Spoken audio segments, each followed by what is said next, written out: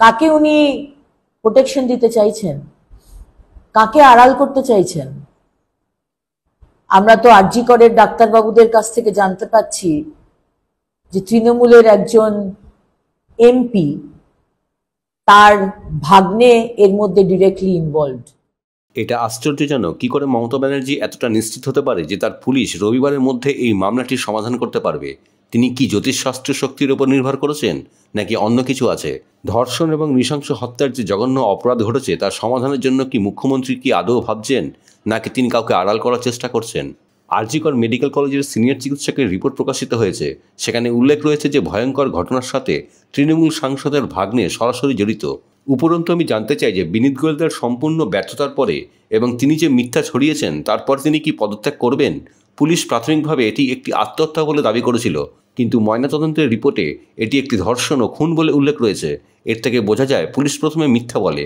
এর থেকে এটাই স্পষ্ট যে মুখ্যমন্ত্রীর নির্দেশে পুলিশ পুরো ঘটনাটি ধামাচাপা দেওয়ার চেষ্টা করছে। সংবাদ মাধ্যমের মুখোমুখি হয়ে মুখ্যমন্ত্রী মমতা বন্দ্যোপাধ্যায়কে আক্রমণ অগ্নিমিত্রার। ঠিক রবিবারের মধ্যে পাঁজি দেখে এই যে কেস, এই যে হিনিয়াস ক্রাইম, যে আমাদের অভয়াকে ধর্ষণ করে, ধর্ষণ নয় নাকি গণধর্ষণ এবং কোল্ড ব্লাডেড মার্ডার, ঠিক রবিবারের মধ্যেই কেস সলভ হয়ে যাবে এটা মমতা ব্যানার্জি জানতে পেরে গেলেন। কেন? কাকে উনি প্রোটেকশন দিতে চাইছেন, কাকে আড়াল করতে চাইছেন? আমরা তো আরজি করের ডাক্তারবাবুদের কাছ থেকে জানতে পাচ্ছি যে তৃণমূলের একজন এমপি, তার ভাগ্নে এর মধ্যে ডিরেক্টলি ইনভলভড। তাকে আড়াল করতে চাইছেন? আমাদের প্রশ্ন, টিএমসির একজন প্রভাবশালী নেতা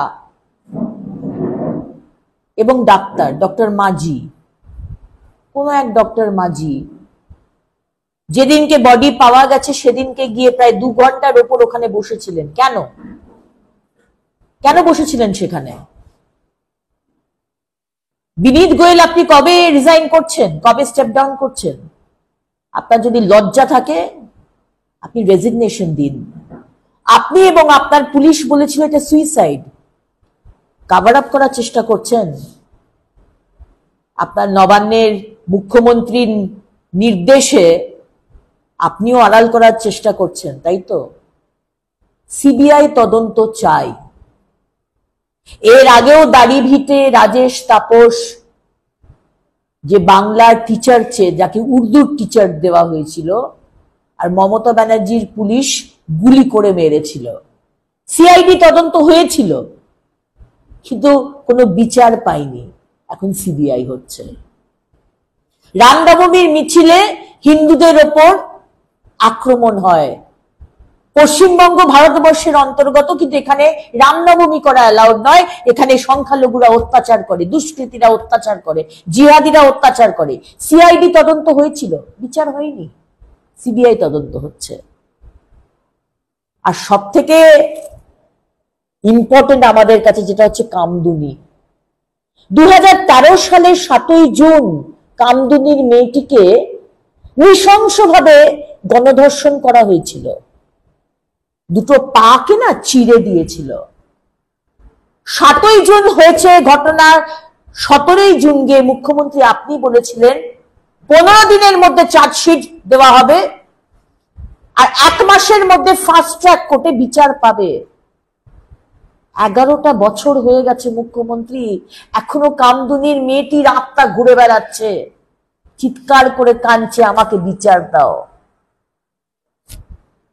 তাই মুখ্যমন্ত্রী, আপনি যতই নাটক করেন, আজকে যদি কলকাতা পুলিশকে ফ্রি হ্যান্ড দেওয়া হতো, কলকাতা পুলিশ এফেক্টিভ, কিন্তু ততক্ষণ এফেক্টিভ হতে পারছে না যতক্ষণ মুখ্যমন্ত্রী, এই মমতা বন্দ্যোপাধ্যায়ের মতো মুখ্যমন্ত্রীরা মাথার উপরে বসে আছে, ততক্ষণ অবধি কলকাতা পুলিশ বিচার দিতে পারবে না।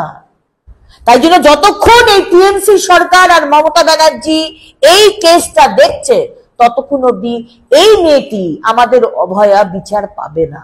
আমরা চাই সিবিআই তদন্ত। আপনার অসুবিধা কোথায়? আপনিও তো বলেছেন সিবিআই তদন্ত আপনি চান, চিঠি লিখে দিন। আপনি চিঠি লিখুন সরকার থেকে যে আমরা সিবিআই তদন্ত চাই, আমরা চাই মেয়েটি বিচার পাক। ব্যুরো রিপোর্ট, খবর সীমাহীন।